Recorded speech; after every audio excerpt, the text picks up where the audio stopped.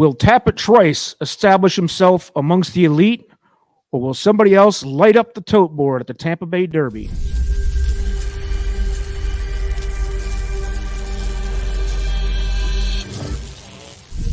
Salutations and welcome, friends. Welcome to the Trust the Profits watch along for the Tampa Bay Derby.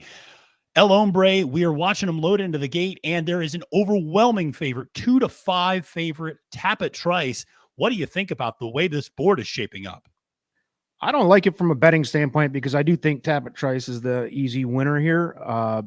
I shouldn't say easy, but I think he's, deserving of that big favoritism. I don't know that it's bettable at 2-5 unless you're getting creative with the betting, but I personally want to see him go out here and impress because I think could be amongst the elite Derby contenders. So other than that, I think, I don't know, maybe finding a good place bet like we talked a minute before we came on here. But yeah, there's definitely interesting at 2-5.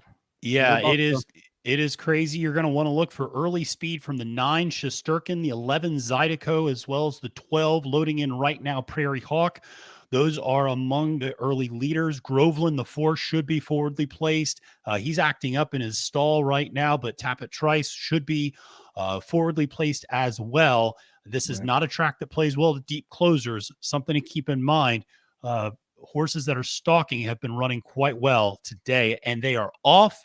And Tappet Trice actually breaks terribly, and all the way at the back. Zydeco gets up there, as we talked about, the 11 and the 12 up there on the lead, going into the first turn.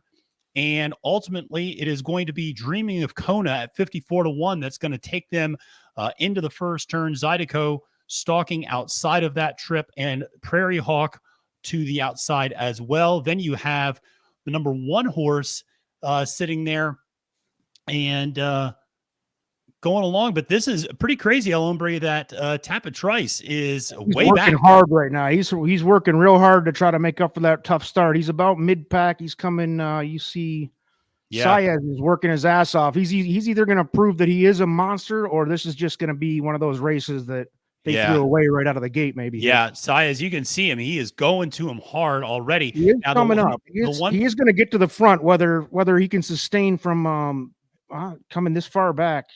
We will see, but they are going fast up front, 23-3, 46-4, opening quarter and half. Dreaming of Kona still taking them into the lead there with Zydeco and Prairie Hawk. These 3 have led them the entire way around. Now you start to see Dreaming of Kona starting to going way wide here, way wide at the top. He's charging, but I don't. This is too much of an ask, I think, for the 6. He is coming. Car wash, and here comes the monster. Look, here he comes. Here he comes. He is a monster, baby. Oh, from Tappet Trice. That was you kidding me? All questions answered. The race couldn't have went worse. He was 5 deep. He had to sprint the whole way and came on like a Tappet horse does and get stronger at the ending, running downhill past basically, 8 horses down the stretch there. Super. Absolutely incredible. Wow. I saw him swing, 5-6 wide at the top of the stretch. And I almost didn't say anything because I'm like, he's too far back. And then I was like, well, maybe this is that Zenyatta moment. And he did it. He did it indeed, and that was a very impressive effort with the win there. Classic Car Wash finishes second.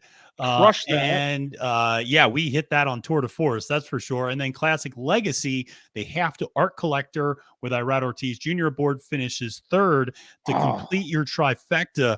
But wow, that was an effort. Broke dead last, was taking dirt the whole way. Louis Saez, you could tell him was just pumping his arms on the backstretch, trying to get him engaged and up there. You then mentioned he went super wide around that 4th turn. He worked way hard for that to work out, and him to get there was pretty damn impressive. It kind of reminded me, what was the horse a couple weeks ago that stepped so poorly out of the gate and then made that ridiculous run on the outside? Well, there was the filly that did that, Cairo Consort down at Cairo Consort is exactly what I'm thinking of. That's Cairo Consort. Also reminds you a little bit of a better version, but Giant Mischief kind of did the same Yeah. thing back at the Springboard Mile, blew the brake, and then all of a sudden really came on late. But wow, for him to do that, you mentioned the pedigree of Tappet. That is a horse that's just going to want all of the distance. That's pretty obvious for him to have that bad of a trip, to be that wide, and to just mow him down late. Wow. And then you see two big long shots finishing out the Super and High Five with Prairie Hawk and Lord Miles. I had the But top 4 involved, and I didn't bet it as smart as I could have. I could have played that, tried, but hey, listen, man. Maybe a star is born. We all knew he was getting tons of hype. He was looked to be maybe over bet there, especially in a 12-horse field. But hey, he did it, and he won very convincingly because it couldn't have gone much worse. absolutely, you have to consider him now among the top 2 or 3, along with Arabian Night and Forte. This is very exciting to see, and we obviously have a week off next week. No domestic U.S. Derby preps next week, but then we start coming back with the big boys in the following week, and he certainly has set himself up nicely. Presumably, we will see him at the Bluegrass in about a month, but this was a heck of an effort. El Hombre, any final thoughts, closing remarks here? Yeah, I just think that the that challenge at the top for those top 2 or 3, Derby favorites right now just got a whole lot more interesting to me. And I was already on Team Tappet Trice, but that was next level stuff. So everybody, thanks for joining. Please hit subscribe, like the video, stick around, enjoy the channel, and thanks everyone for watching. Peace out.